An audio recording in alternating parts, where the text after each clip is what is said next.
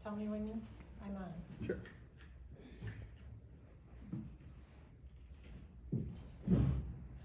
Good afternoon. Thank you for attending today's Lunch and Learn. My name is Beth Ruck, and I am a professional organizer for the past 10 years with a company that I made up, Conquering Clutter. And we're going to learn today about how we can leave a legacy. And so first off, few things about me. I'm in a group called Faithful Organizers, which is a group of Christian organizers around the United States. I'm a member of the Organizing Network. I'm in a group called BNI, which is a networking group that's global, but we have a chapter here in Cookeville, and we help fund each other business. And I used to be a member of NAPO, which is the National Association of Productivity and Professional Organizers. And while I was there, I earned the Residential Organizing Specialist Certificate. So, what do you think a legacy is? What's your definition of a legacy? Where you leave your children? Where you're gonna leave your children? Yeah. Okay. Anybody? Your story. Your story, okay. All right, well, I looked up on dictionary.com and it gave me two definitions. The first is law, a gift of property, especially personal property such as money by a will or a bequest. And the second definition is anything handed down from the past, as from an ancestor or a predecessor. So, there are different types of legacies that we will be touching on today. There's money, there's your house, there's personal property, there are stories, and there are personality characteristics.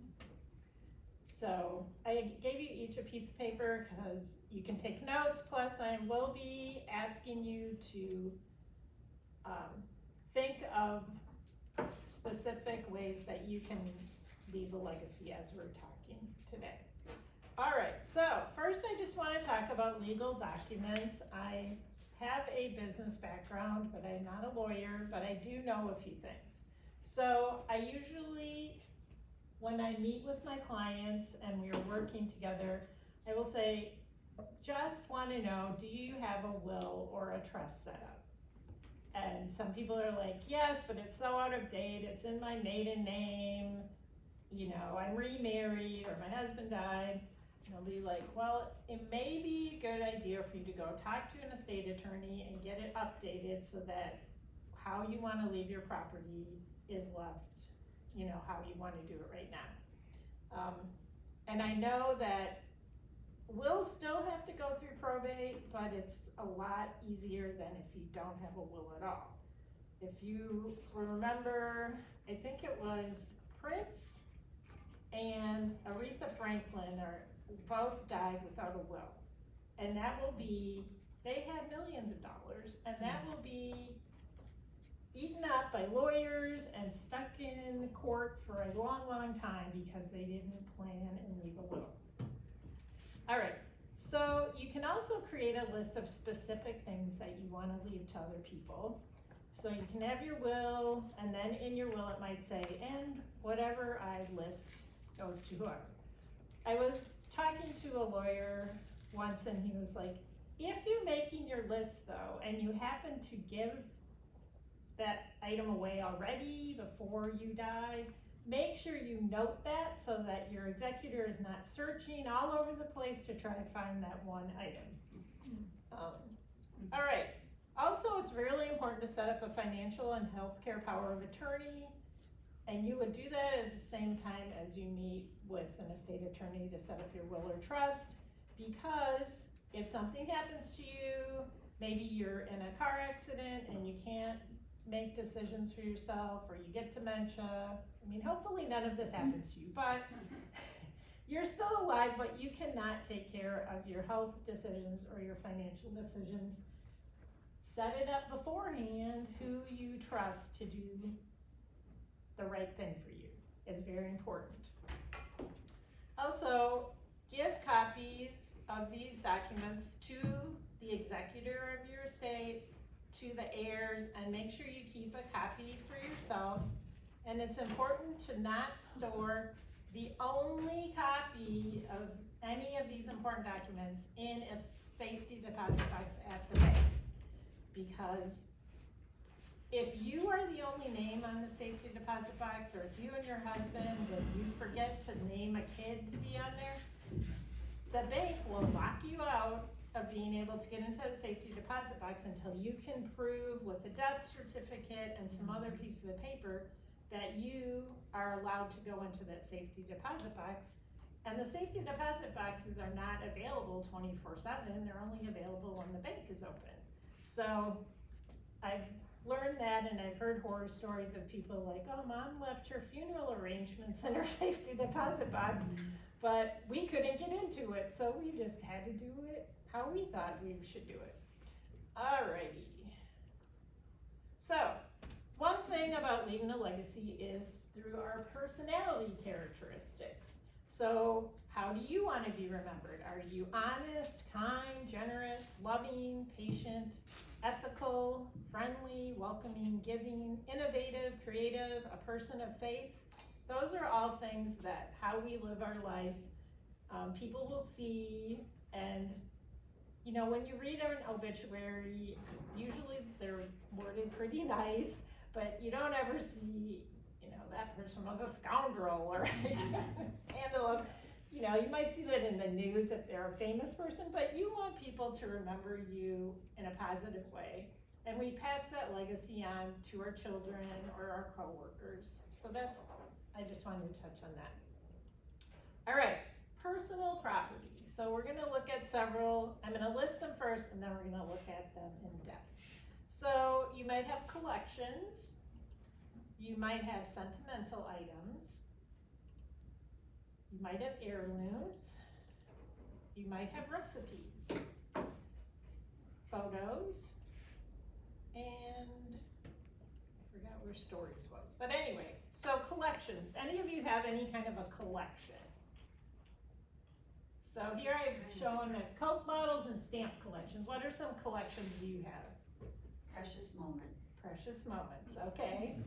Anybody else have any collections? We have several wooden figures from places that we've been. Okay. They're mostly animals. Okay, yep. And then I have these little houses that are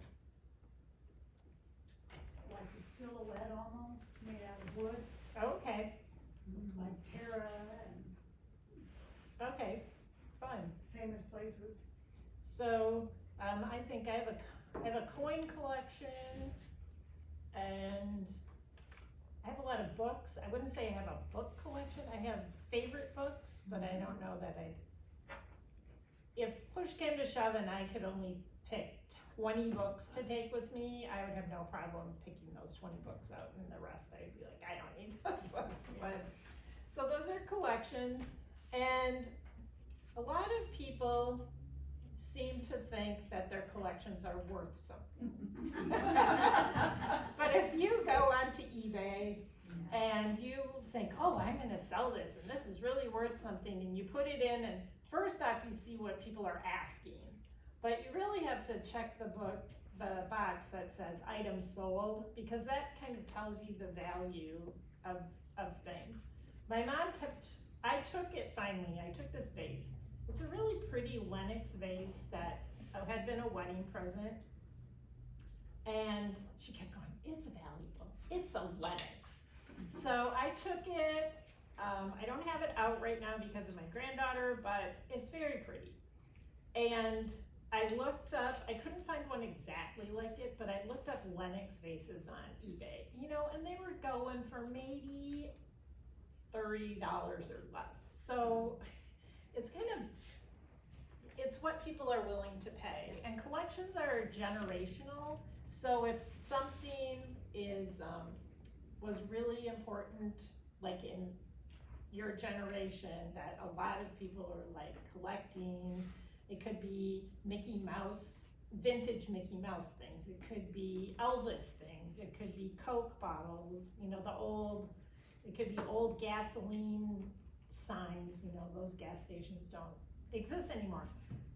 if they're generational, once your generation's gone, it's not gonna be worth as much.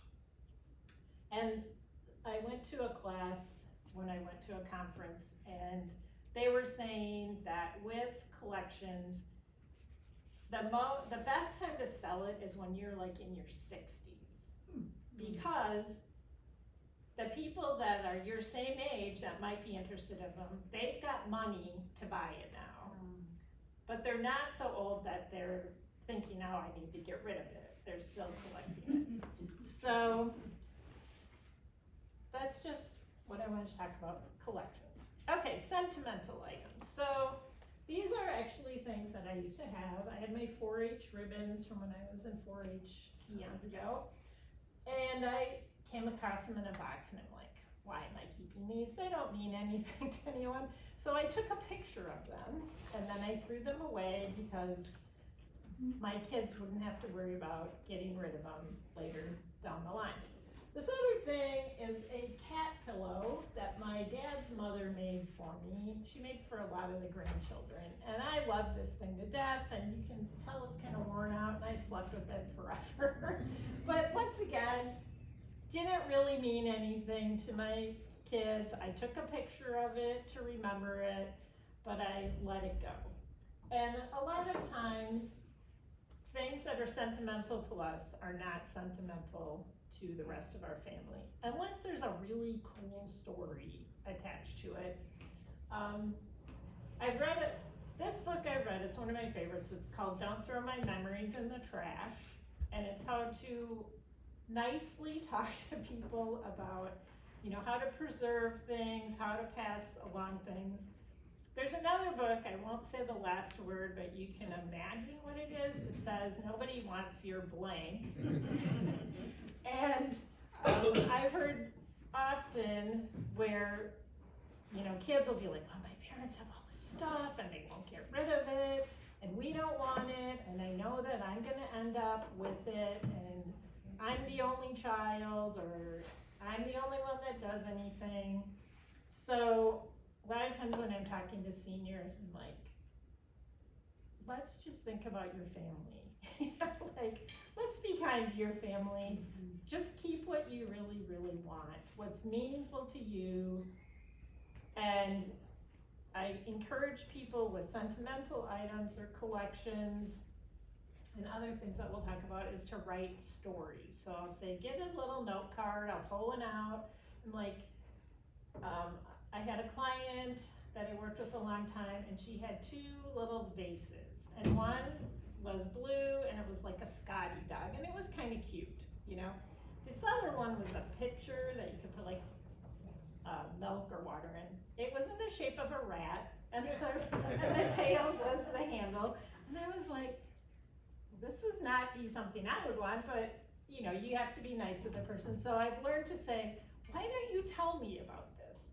So she told me that both the items had been given to her mother. Her mother had been a nurse, and in the county and out in the country, and a lot of people could not pay her cash for her services. So they would give her things. Sometimes it was food, and sometimes it was things. And these were 2 things, and it meant a lot to this client of mine.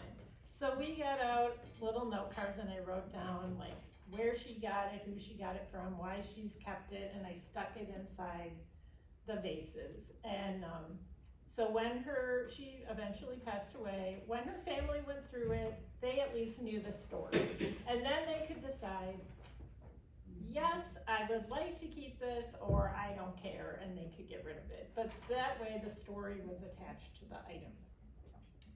So I also encourage people, take pictures if you want to preserve the memory for yourself of sentimental items, but maybe you could let go of it. All right, heirlooms. How many of you have inherited heirlooms from family members? So how many of you like the heirlooms that you've inherited from family members? That's great. That's great. So the shelf here, that's in my home. My the reason I wanted it when my mom moved out of her house is her uncle had made this as a wedding gift for my parents when they got married in 1953. And I asked my siblings, I'm like, I would really like that. Are you okay with that? And they're like, yeah, that's fine, you can have it. Well, the times I kept going up there, I was flying and I really didn't feel like I could bring it home. So my brother stored it for me for about 5 years. And finally this year I said, would you please just send it to me? Just package it up really nice and send it to me. I will pay you back for your expense. So I paid him a little extra and said, go have a beer on me. So he finally sent it to me, and I've got a few little keepsakes of my own are on the shelf. So, but maybe you have gotten a piece of furniture that you really like a rocking chair or a cedar chest. And do you know the story of the heirlooms that you've created or you've inherited? So, or if you don't, at least start your story about it. So take those note cards and write those down.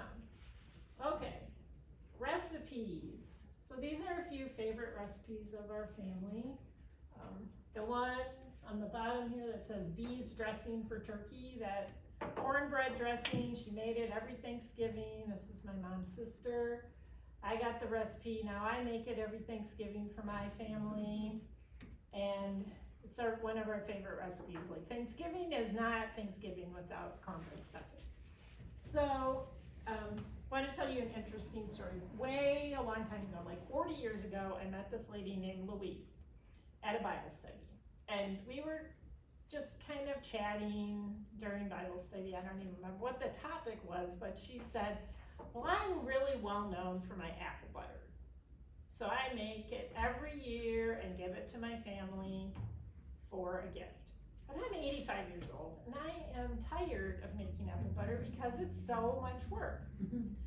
So what I did is, this is the last year I'm making apple butter, and so everyone's getting their apple butter, but they're also getting the recipe. And so she passed the recipe on. So can you think of a family favorite recipe that you would want to make sure you passed on to family members? If so, make a note of it. But anyone want to share a favorite family recipe? Larry's grandmother made really good baked beans. Okay, good. Which showed up at a lot of the holidays and stuff. Okay. I have the recipe in her handwriting. Oh, that's fun. So, anybody else have a recipe that they love and make? I don't make it too much anymore, but my grandma was from New Orleans, she made oyster dressing. Okay. For Thanksgiving, it was fabulous. Her gumbo was too. Yeah. So it's fun to share recipes. I also had a friend who I went to college with. She was one of my roommates, and a few years ago one of her brothers died, and so to make a memory for her brother Howard, because he loved to eat, she asked everyone to send her a favorite recipe, and she made a little cookbook in memory of her brother, because his question was always what's for dinner, so it was kind of like a fun way for her to honor her brother after he passed away. Alrighty, photos. How many of you still have physical photos? Oh, yeah. So you may have really old photos, like that top picture, and maybe you don't even know who half the people are in that. Last year, my mom's oldest sister had died, and I knew we were gonna see a whole bunch of the family.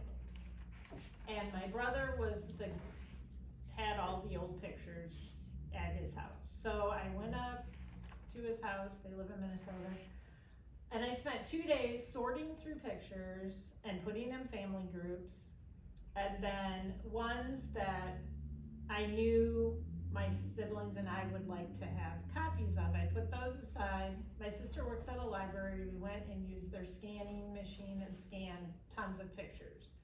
So when I actually saw cousins from both sides of the family, so I gave a bunch of pictures out to people, but I also got email addresses and emailed a bunch more pictures to people. cause that way I could share them, with them and they could have them. And so many of them are like, I've never seen this picture before, where did you get this? This is great. So that was so much fun, and I haven't kept all the pictures I've scanned, I've just digitalized them and written a little story, like who they are and about when the picture was taken, and tried to organize it that way. Another project I've been working on, you'll see this other pile of pictures. I started going through my physical photos, and I thought, well, there's gonna be a lot of pictures in there that my kids will totally not care about. So I pulled out this first pile. Those were the not very good pictures. As you can see, they're kind of dark. It was from like a 110 camera that I took up with when I was a kid. I think in the first photo album I went through, I threw away 50 photos because I either couldn't remember the people's names or the photos were so terrible. I subsequently went through most of the rest of my physical photo albums and weeded out some more. Like, okay, these three are pretty similar, which is the best one? This will mean nothing to anybody, I don't even remember their names, weeded out some more. So in total, I think I got rid of for at least 200 physical photos. I still have plenty, but I was at a photo organizing event and they said people with ADHD get so overwhelmed with photos. So they recommended that you keep 10 photos from each year. Oh, A minimum, because that made you pick out the very favorite, the best ones. So I have not reached that level, but I use that kind of as a guideline for myself when I'm going through photos. Do I know who these people are? Will my kids care who these people are? Where did it happen? Why did it happen? You can organize your photos by year, you can organize them by events, you can organize them by trips, so, but once again, it's important to know if you can, or you have someone you can ask, like, hey, do you know who is this in this photo? And try to document it. When do you think this photo was taken? At least, a lot of times you might not know the exact year, but you might kind of know the decade based on the clothing people are wearing. Like I was going through some and I'm like, oh, 70s, the men are all wearing leisure suits, so. Throw that away. But anyway, so photos is another way that we can pass on our legacy to our family. My neighbor across the street, she's almost 90, and she's like, I gave all my photo albums to my granddaughter. That was smart. She's like, because I don't need to look at them anymore, and now I know she has them, and she'll take care of them. And her grandchildren and great-grandchildren all kind of live near each other, so they can be shared about, so. Any other suggestions people have on photos?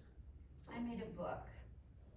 I did like you did, I took pictures of the old pictures and, I mean, I don't know what to do with 15,000 pictures on my phone, let alone my hard copy ones, but I get them off. But anyway, I made a book with all these old people, generations of grandparents and whatever. And I did a little thumbnail of the picture and then I wrote who they were, you know, and if I knew a story. And it took quite a bit of time, and I had to go on Ancestry and look for cousins' stuff that they had history, but each of my kids have that book. That's great. You know. Yep. I tell people with their phones, if you've got a lot of them like on your phone, is, you know, while you're waiting for an appointment or something, like go through your more recent digital photos and just start deleting the ones that are like terrible pictures. You took it because you were trying to remember this, cereal at the store, but it's still all in there.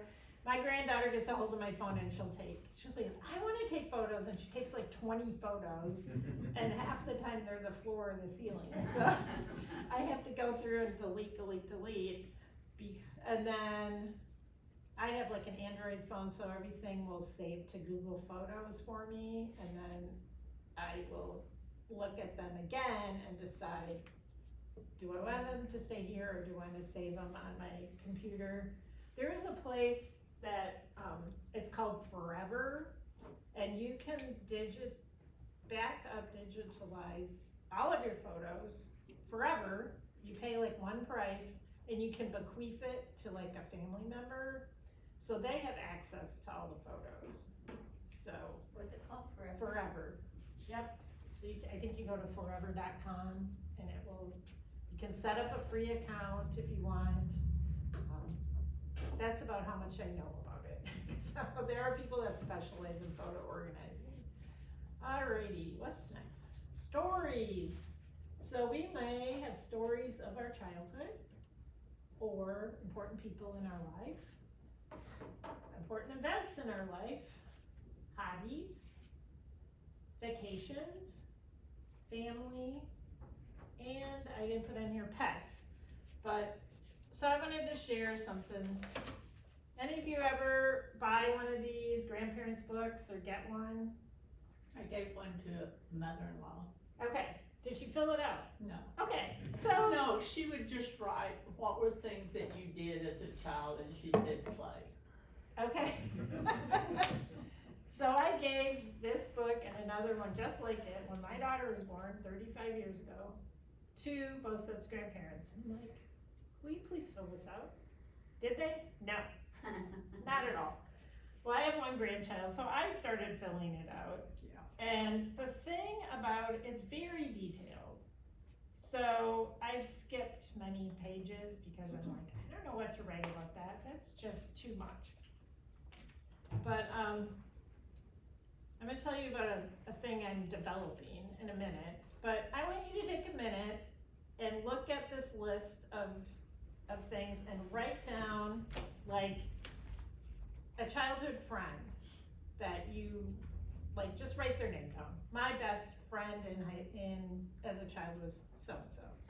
Or important people in my life were, important events in my life were, these are my hobbies and here are 2 memorable vacations. So just to kind of get your brain thinking, take a minute or less to write down what in stories that you would like to pass along to your family. How many of you tell stories to your family when you're with them?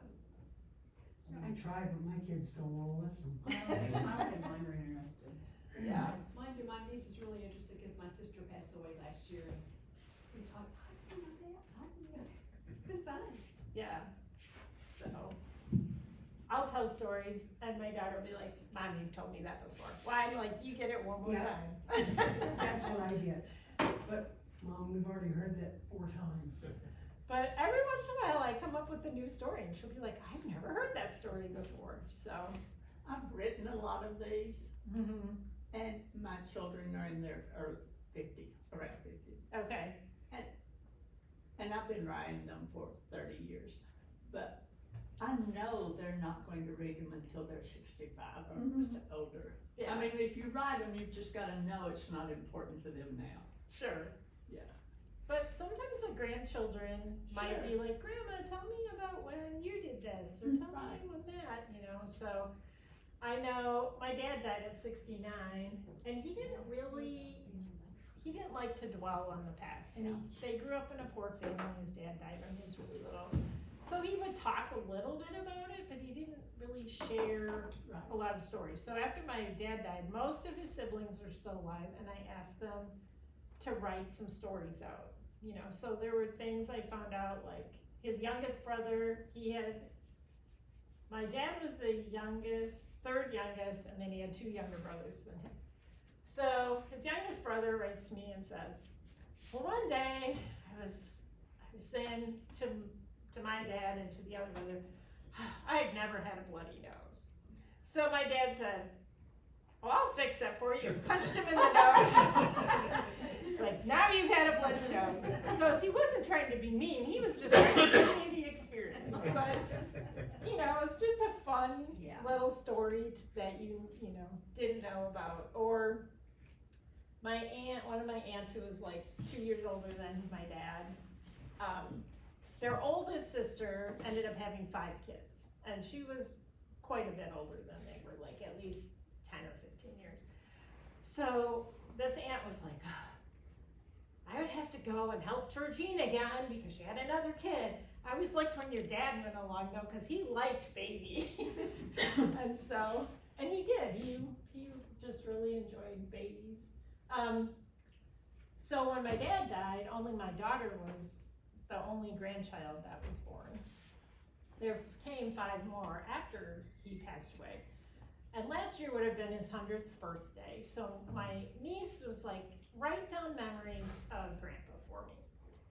And so I thought about it, and I'm like, oh, I need to do that. I thought about it. So finally this year, a couple months ago, I sat down at my computer and just started writing my first memories and how he was involved and some history about him. And I ended up typing 4 pages worth of things. And it wasn't every memory I had of him. And so I shared it with my siblings, and I shared it with all the grandkids, and I'm like, these are just some memories I have, you know. My brother and sister will have different memories than I had. Some will be overlapped and some will be different. And I connected with a lot of different organizers, and one lady that I was talking to, she was talking about, it's better to just start somewhere. You don't have to write every memory down, but just start somewhere and just write a little bit, because that's more than most people write down at all. So did y'all come up with a few things for your list of what you would, stories you could tell? Okay. Family. And then, so I want to tell you about a program I'm developing that's going to help people who are interested in leaving a legacy, but a book like this is way too overwhelming. And it's always, oh, I'm going to get to it someday when I have time. Which is, someone says someday is not a day of the week. Like, show that to me on the calendar. So what it's going to be is it's going to be an online event where we work together on your life history. And I will come up with, I think it might be 8 weeks long. It'll be a Zoom meeting, no more than like 35 minutes. It'll be one sheet of paper that you can either print off or you can fill out on your computer. And it'll just have basic, like to start with, it might just have basic questions like, what was your birth name?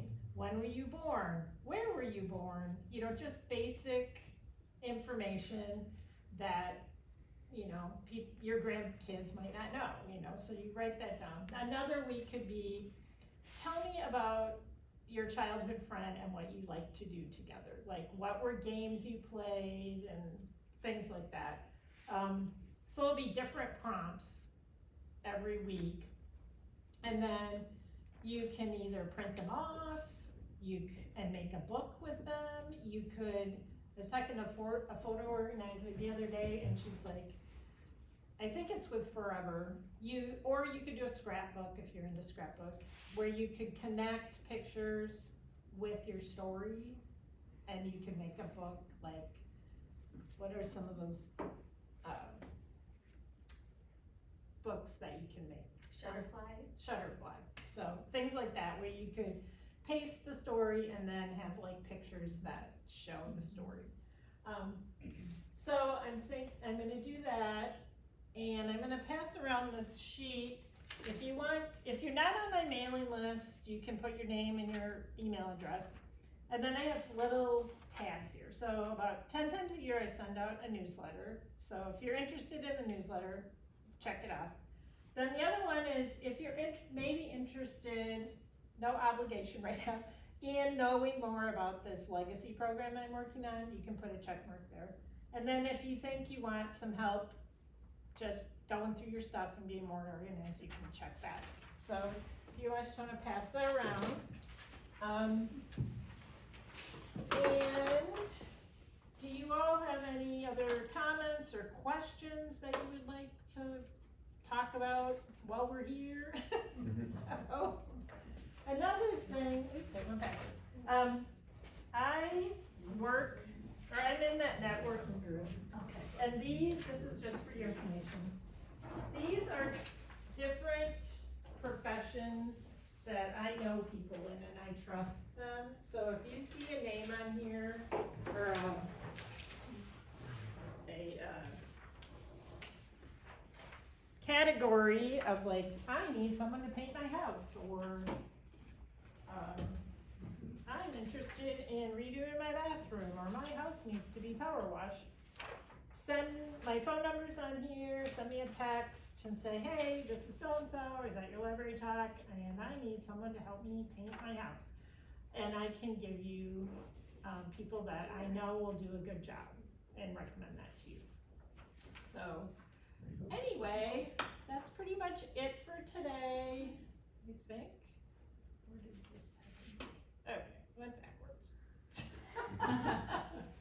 We'll escape.